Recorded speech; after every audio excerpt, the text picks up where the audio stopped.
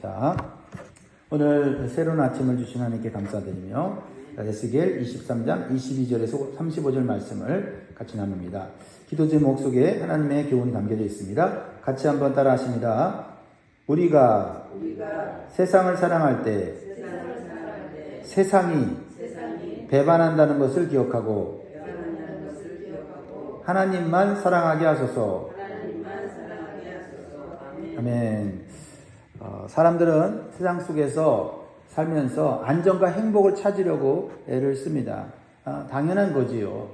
그래서 더 나은 삶을 위해 돈을 벌고 인맥을 쌓고 권력을 쫓고 때로는 세상이 주는 달콤함을 취합니다. 그러나 오늘 본문은요, 충격적인 진리를 선포하고 있어요. 무엇입니까? 우리가 세상을 사랑할수록 세상은 결국 우리를 배반한다는 것입니다. 에스겔 선지자는 하나님의 백성이 하나님을 떠나 세상을 사랑한 결과가 얼마나 참혹한지를 보여주고 있어요. 오늘 말씀을 통해 성도인 우리가 세상을 의존하게 될 때에 오는 위험성을 깨달아야 합니다. 그리고 오직 하나님께 돌아오는 길을 찾게 되기를 주의 이름으로 축복합니다. 첫 번째로 주시는 교훈은 세상을 의지하면 세상이 나를 심판하는 도구가 된다라는 것입니다. 하나님의 백성은요, 하나님과 언약을 맺은 백성이에요. 그 언약은 하나님 외에는 다른 것을 사랑하거나 의지해서는 안 된다는 것입니다. 왜요? 하나님만 의지하라는 것이죠. 그러면 하나님이 모든 것을 책임져 주신다라는 것입니다. 오늘 본문에서는 하나님과 결혼한 관계로 비유하여 예루살렘을 오홀리바라는 여인으로 표현하죠. 그런데 이 여인이 남편인 하나님을 버리고 다른 남자들을 의지합니다. 이 남자를 의지하고 저 남자를 의지하고, 그러자 하나님께서 진노하셔서 이렇게 말씀하시는 거예요. 그게 22절입니다. 22절 시작. 그러므로 오홀리바야, 주 여호와께서 이같이 말씀하셨느니라. 나는 네가 사랑하다가 싫어하던 자들을 충동하여 그들이 사방에서 와서 너를 치게 하리니. 오홀리바라는 여자가 이 남자를 사랑하다가 또 실증 나서 버리고, 또 이 남자를 사랑하다가 실증을 버리고, 자기 행복을 찾아서 안전을 찾아서 이렇게 행동을 하는 거예요. 그런데 어떻게 돼요? 내가 사랑하다가 싫어한 존재가 나를 고통을 주고 괴롭게 하더라 이런 거죠. 오홀리바로 불리는 예루살렘, 즉 남유다는요, 당시 국제 정세 속에서 강대국 바벨론과 동맹을 맺으면서 자신들의 안전을 확보하려고 했습니다. 그러나 그 동맹은 보호막이 아니라 오히려 심판의 칼이 되었어요. 하나님은 남유다가 의지한 나라들을 일으켜서 예루살렘을 치게 하셨기 때문입니다. 여기에서 주시는 영적인 교훈은 명확해요. 하나님을 버리고 세상 권력과 힘을 의지하는 것은 마치 적의 손에 칼을 쥐어주고 스스로 목을 내미는 것과 같다라는 겁니다. 우리가 하나님 대신 붙잡는 것들이 오히려 우리를 무너뜨릴 수 있다는 사실을 기억하시기 바래요. 자, 여러분들은 위기 상황에서 무엇을 먼저 붙잡습니까? 하나님을 먼저 붙잡기를 바랍니다. 사람의 인맥, 돈, 지식이 아니라 먼저 하나님께 무릎을 꿇고 피해야 돼요. 여러분, 무릎을 꿇고 피한다. 기가 막힌 영적인 원리죠. 그렇죠? 피하려면 도망가고, 피하려고 하면 안전한 곳으로 가야 되는 거 아닙니까? 그런데 우리 성도들은 하나님 앞에 무릎 꿇으면 그것이 안전한 곳이 되는 거예요. 그래서 시편 46편 1절에 보면 하나님은 우리의 피난처시요 힘이시니 환난 중에 만날 큰 도움이시라. 우리는 하나님을 믿는다고 고백하면서도 위기 때 하나님보다 세상을 먼저 찾을 때가 종종 있습니다. 오늘 이 말씀을 통해 우리는 마음에 새기면 좋겠어요. 우리의 유일한 안전과 피난처는 주님뿐이시다. 두 번째로 주시는 교훈은 죄는 결국 수치와 모든 것을 빼앗아감으로 다 드러난다. 내가 지은 죄는 숨겨도 인정하지 않아도 결국은 위기 때에 다 드러난다라는 거죠. 25절, 26절 말씀을 통해서 보여주고 있어요. 25절 보면 내가 너를 향하여 질투하리니 그들이 분내어 내 코와 귀를 깎아버리고 남은 자를 칼로 엎드러뜨리며 내 자녀를 빼앗고 그 남은 자를 불에 사르며 또 내 옷을 벗기며 내 장식품을 빼앗을지라. 이게 무슨 의미를 갖고 있나요? 고대 근동에서 전쟁이 일어나면요, 코와 귀를 자르는 그런 형벌을 내려요. 왜냐하면 극도의 수치심을, 상대방에게 극도의 수치심을 주려고 하는 그러한 행위였습니다. 벌거벗김과 장식품을 빼앗는 행위는 왕족이나 귀족도 완전히 무력화시키려고 하는 그런 상징이에요. 그렇죠? 왕족과 귀족 어떻게 드러납니까? 화려한, 그렇죠? 옷과 장신구를 통해서 저 사람이 왕족이구나, 귀족이구나. 근데 다 벌거벗기고 나면요, 누가 왕족인지 누가 귀족인지 몰라요. 사람은요, 벌거벗고 나면 아무런 존재도 아니에요. 다 똑같아요. 다 똑같아요. 죄라는 것이 그렇게 인간의 존엄과 명예를 철저히 무너뜨린다는 걸 보여주고 있는 거예요. 그래서 죄는요, 아무리 감추려고 해도 결국 드러난다는 거예요. 그리고 그 죄는 숨길수록 어떻게 해요? 더 수치로 돌아온다. 이게 성경이 말하는 영적 교훈이에요. 그러나 하나님 말씀은 회개하면 또 용서받을 길이 있음을 우리에게 알려주십니다. 요한일서 1장 9절에 만일 우리가 우리 죄를 자백하면 그는 밉보시고 이로우사 우리 죄를 사하시며 우리를 모든 불의에서 깨끗하게 하실 것이요. 얼마나 귀한 말씀입니까? 복된 말씀입니까? 혹시 여러분들이 붙잡고 있는 은밀한 죄가 있습니까? 숨길수록 그 죄는 깊어지고 결국 수치로 드러날 것이라는 것을 오늘 말씀을 통해서 배우면 좋겠어요. 그렇습니다. 그리스도의 십자가 앞에 우리는 죄를 고백하면 그 죄로 인하여 우리가 망하는 것이 아니라 우리는 자유와 회복이 이루어지는 줄 믿습니다. 오늘이 그날이 되기를 바랍니다. 세 번째로 주시는 교훈은요, 세상 사랑은 결국 배신으로 끝난다라는 교훈을 우리에게 주고 있어요. 자, 28절을 보면요, 주 여호와께서 이같이 말씀하셨느니라 나는 네가 미워하는 자와 네 마음에 싫어하는 자의 손에 너를 붙이리니. 29절 같이 읽습니다. 시작. 그들이 미워하는 마음으로 내게 행하여 네 모든 수고한 것을 빼앗고 너를 벌거벗은 몸으로 두어서 내 음행에 벗은 몸 곧 내 음란하며 행음하던 것을 드러낼 것이라. 자, 남유다는요, 당시 국제 정세 속에서 번갈아 가면서 바벨을 의지했다가 애국을 의지했다가 아수르를 의지했다가 계속 이렇게 줄타기를 했어요. 저 나라와 손잡으면 안전하겠지. 이 왕을 믿으면 살 수 있겠지.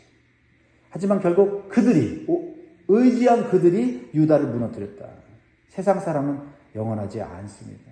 여러분, 이 사람을 내가 의지하면 이 사람이 나를 도와주겠지. 이 사람이 돈이 있으니 내가 이 사람한테 잘하면 이 사람이 나한테 도움을 주겠지. 결국은 그 사람에 의해서 망하게 되는 거예요. 그 사람에 의해서 배신당하고 그 사람에 의해서 내가 노예가 되는 거예요. 여러분, 우리가 세상에서 찾는 게 뭐예요? 돈입니까? 명예입니까? 사람들의 인정입니까? 아니면 안정된 삶입니까? 이 모든 것은 우리의 인생을 보호하지 못해요. 언젠가 우리를 실망시킵니다. 그리고 어떤 때는요, 우리를 철저하게 배신하기도 하는 것입니다. 그러나 하나님은 우리에게 이렇게 말씀하십니다. 예레미야 31장 3절에 보니까요, 옛적의 여호와께서 나에게 나타나사 내가 영원한 사랑으로 너를 사랑하기에 인자함으로 너를 이끌었다 하였노라. 하나님은요, 우리가 의지하면 의지할수록요, 우리에게 더 큰 은혜와 복을 내려주시는 분이에요. 우리가 하나님을 사랑하면 사랑하죠. 특별히 우리가 다른 거를 내려놓고 포기하고 하나님 사랑하면요, 하나님이 우리를 영원토록 책임져 주세요. 그러니까 다 없어도 하나님만 사랑하면 우리 인생은 영원한 행복을 누리게 된다 이 말이에요. 근데 그게 잘 안 돼요. 그렇죠? 안 돼요. 그죠? 세상의 사랑은 끝이 있지만 하나님의 사랑은 끝이 없어요. 기억해야 합니다. 그분의 사랑은 변하지 않고 떠나지 않고 우리가 넘어져도 포기하지 않는 그런 실패하지 않는 그런 사랑인 줄 믿습니다. 우리가 그 사랑을 붙잡기 위해서 오늘 기도하는 거예요. 그렇죠? 기도하지 않으면 우리가 하나님의 사랑을 망각하고 말이죠. 세상 사랑을 쫓아간다는 거죠. 오늘 우리의 자녀들이요, 세상이 말하는 성공을 꿈꿔요. 그 성공을 꿈꾸는 건 나쁜 건 아닙니다. 좋은 직장, 안정된 미래, 사람들의 인정, 이런 것들이 무조건 나쁘다고 말할 수 없어요. 하지만 한 가지가 빠지면 안 돼요. 하나님을 떠난 성공은 결국 우리의 마음을 공허하게 만들고 우리가 성공했을 때 그 성공이 우리를 보호하거나 우리를 지켜주지 못한다는 겁니다. 오늘 이 시간 여러분들이 붙잡고 있던 세상의 사랑을 내려놓고 하나님의 사랑으로 다시 채워지기를 바랍니다. 그래서 하루를 시작하기 전에 하나님 앞에 나와서 우리가 기도하는 것이 얼마나 중요한지, 그냥 기도하는 게 아니라 말씀으로 하나님의 사랑과 은혜를 경험하고 채우는 것이 얼마나 중요한지를 깨달아야 돼요. 그래야 오늘 우리가 승리하게 되는 거죠. 다시 한번 하나님의 사랑으로 이 아침에 채워질 수 있기를 주님으로 축복합니다.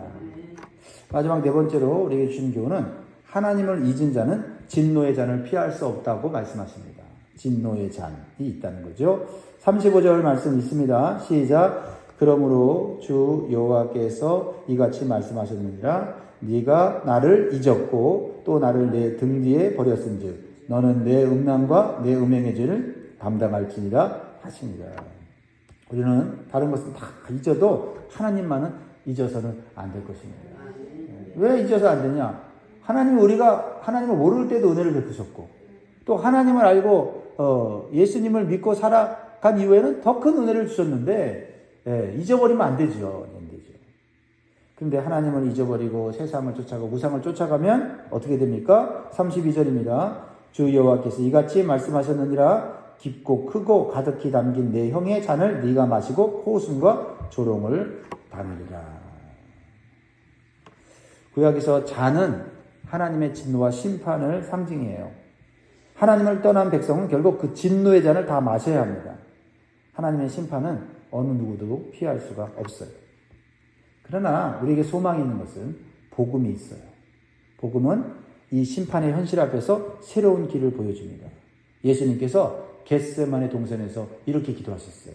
마태복음 26장 39절에 조금 나아가서 얼굴을 땅에 대시고 엎드려 기도하여 이르시되 내 아버지여 만일 할 만하시거든 이 잔을 내게서 지나가게 하옵소서. 이 잔. 이렇게 땀방울이 핏방울이 될 때까지 간절히 기도하시는 예수님은 결국 십자가에서 우리 대신 우리가 마셔야 될 진노의 잔을 예수님이 마시기로 결정하셨다는 거죠. 여기에 우리의 소망이 있는 거죠. 그래서 우리가 죄로부터 자유하게 되었고 하나님의 구원과 영생과 천국의 은총을 받게 된 줄 믿습니다. 그러나 여전히 우리가 죄를 인정하지 않고 죄를 숨기면 우리가 진노와 심판의 잔을 마셔야 된다는 거죠. 우리가 교회에 나와서 구원받은 게 아니라 예수님이 진노의 잔을 마셨기 때문에 그것을 우리가 믿기 때문에 우리가 진노의 잔을 마시지 않게 되므로 우리가 구원받은 거예요. 그러므로 우리는 내 안에 숨겨진 죄를 발견하고 주님의 보혈을 의지하여 회개해야 될 줄 믿습니다. 그러면 사함을 받을 수 있어요. 이것이 우리에게 주어진 놀라운 하나님의 은혜입니다. 복음입니다. 그러므로 우리는 예수 그리스도께서 대신 마신 잔을 기억할 때 어떻게 해요? 감사와 찬송을 할 수밖에 없습니다. 오늘도 우리는 찬송해야 돼요. 나를 위해 죽으시고 진노의 잔을 대신 마시신 주님께 감사, 영광 돌려야 될 줄 믿습니다. 그리고 십자가의 사랑과 희생을 안다면 우리는 죄를 멀리하고 적극적으로 십자가의 사랑과 복음을 전하면서 살아야 돼요. 그렇지 않으면 내 주변에 있는 이웃들, 내 사랑하는 지인들이 진노의 잔을 마셔 결국 죽을 수 있어요. 그들은 세상을 사랑합니다. 세상에서 안전과 행복을 찾아요. 근데 세상이 언젠가 그들을 배신한다는 것을 알지 못하고 그들은 끝없이 달려가고 있는 것이죠. 우리가 그것을 알려줘야 돼요. 복음을 통해서 소망을 줘야 합니다. 그렇습니다. 다시 한번 오늘의 말씀을 좀 요약해 봅니다. 하나님을 떠난 세상은 결코 우리를 지켜주지 못합니다. 오히려 그것이 심판의 칼이 되고 죄는 수치로 드러나고 세상 사랑은 배신으로 끝납니다. 그러므로 오늘 우리는 복음을 붙잡아야 됩니다. 예수님께서 그 진노의 잔을 대신 맞으셨어요. 그러므로 오늘 우리는 다시 주님께로 돌아가야 합니다. 그래서 예수님께서 주시는 은혜의 잔, 생명의 잔을 마시면서 승리하는 삶을 살 수 있기를 주의 이름으로 축원드립니다. 기도하겠습니다.